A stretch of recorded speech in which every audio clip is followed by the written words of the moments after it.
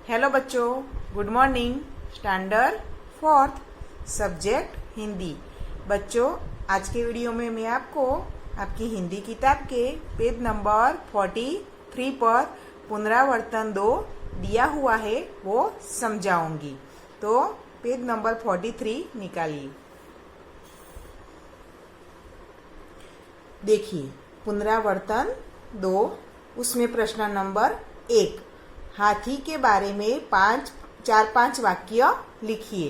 तो मैंने जब आपको वो लेसन समझाया था ना, धमक धमक आता हाथी, तो तब मैंने बताया था आपको कि हाथी का शरीर कैसा होता है, विशाल होता है। फिर उसके 2 लंबे दांत होते हैं, एक छोटी पूंछ होती है, 2 बड़े से कान होते हैं।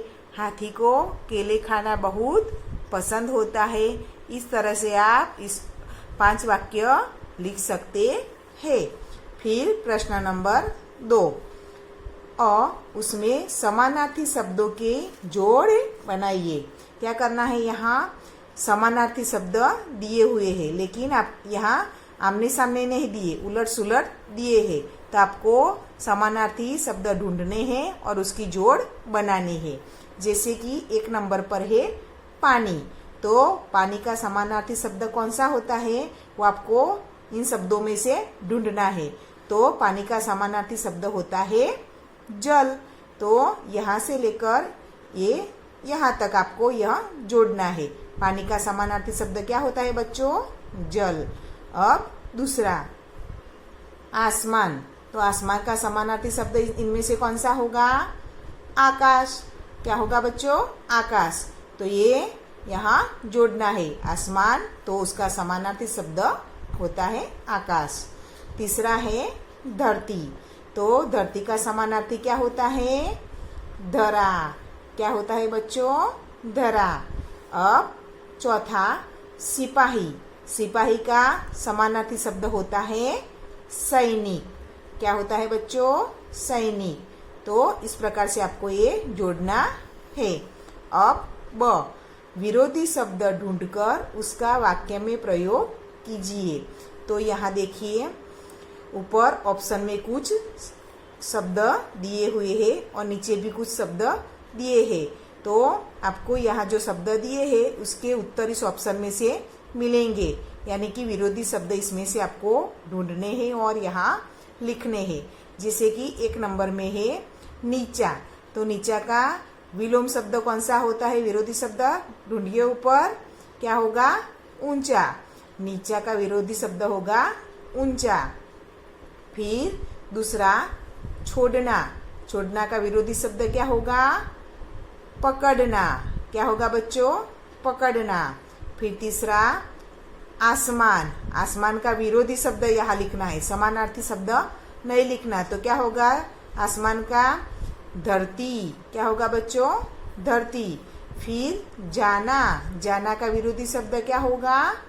आना। इस प्रकार से आपको यहाँ लिखना है और अपनी नोटबुक में इन शब्दों के वाक्य बनाकर आपको खुद लिखने हैं। अब प्रश्न नंबर 3, नीचे दिए गए उदाहरणों के अनुसार लिखिए। उदाहरण देखिए, क्या लिखा है? यह लड़का है, यह लड़की है।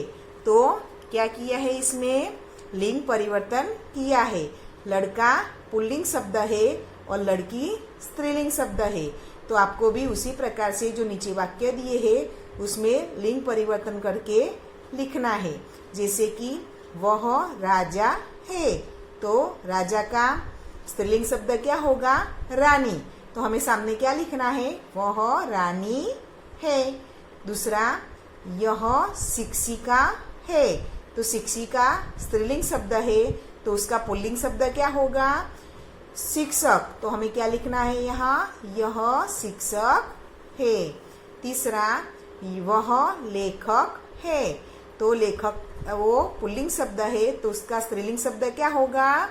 लेखिका। तो हमें क्या लिखना है उत्तर में? वह लेखिका है। अब आगे प्रश्न नंबर 4, उदाहरण के अनुसार वाक्य प्रयोग कीजिए। तो उदाहरण देखिए, यह तितली है, ये तितलियां है। तो यहाँ क्या किया है, एक वचन और बहुवचन, यानी जो शब्द एक वचन में दिए है उनको बहुवचन हमें बनाना है। तो यहाँ देखिए एक नंबर में वह मछली है। तो हमें क्या लिखना है सामने उत्तर में, वे मछलियां है। क्या, क्योंकि मछली का बहुवचन क्या होता है, मछलियां।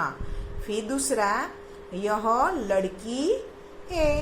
तो क्या होगा उसका, ये लड़कियां है। तीसरा, यह बिल्ली है। तो ये बिल्लियां है। चौथा, वह घोड़ा है। तो क्या होगा, वे घोड़े है। अब पीछे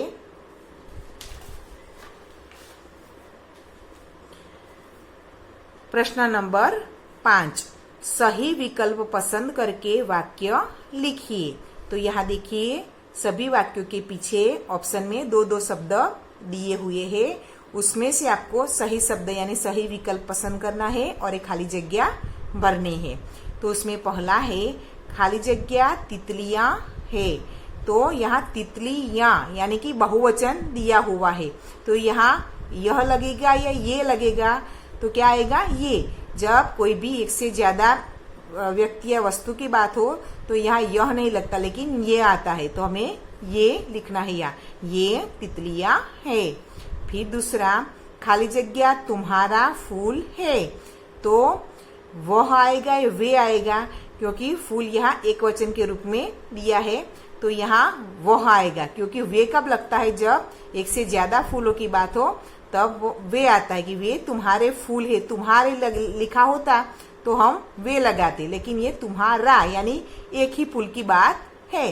तो क्या लिखेंगे, वह। फिर तीसरा, खाली जगह किसान हूँ।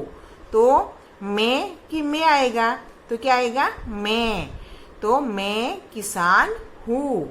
फिर चौथा, यह पाठशाला है, खाली जगह कई छात्र पढ़ते हैं। तो इनमें आएगा कि इसमें आएगा, तो क्या आएगा, इसमें। यह पाठशाला है, इसमें कई छात्र पढ़ते हैं। पांचवा, किसान खाली जगह करता है। तो यहाँ क्या है और कौन है, तो क्या लिखेंगे, क्या लिखेंगे, क्योंकि यह प्रश्न चिन्ह लगा है ना, प्रश्न पूछा है कि किसान क्या करता है, पीछे प्रश्न चिन्ह लगा हुआ है। तो प्रश्न कब बनेगा, जब हम क्या लिखेंगे तब। तो यहाँ हमें क्या लगाना है। छठा, खाली जगह लड़के ने मुझे लड्डू दिया। तो वह और उस दो दिया है, तो क्या आएगा, उस लड़के ने मुझे लड्डू दिया। अब यहाँ देखिए पास में जो पेज है उसमें दिया है बूझो तो जानू। बूझो तो जानू यानी यहाँ क्या दिया है, पहेलियाँ। उसमें नीचे उत्तर दिए हैं, लेकिन एक बार मैं आपको ये पहेलियाँ समझा देती हूँ। उसमें न भोजन लेता न वेतन लेता, फिर भी जमकर पहरा देता। न भोजन, भोजन यानी वो खाना भी नहीं खाता, और वेतन यानी पगार भी नहीं लेता, फिर भी वो हमारा पहरेदार यानी चौकी करता है। तो यानी कि पहरा देता है। तो ऐसी चीज कौन सी है, ताला। हम जब भी घर से बाहर जाते हैं तो हमारे घर पे ऑफिस पे ताला लगाते हैं ना, तो ताला भोजन लेता है या वेतन लेता है, नहीं लेता ना, फिर भी वो हमारे घर और ऑफिस की चौकीदारी करता है, यानी कि पहरा देता है।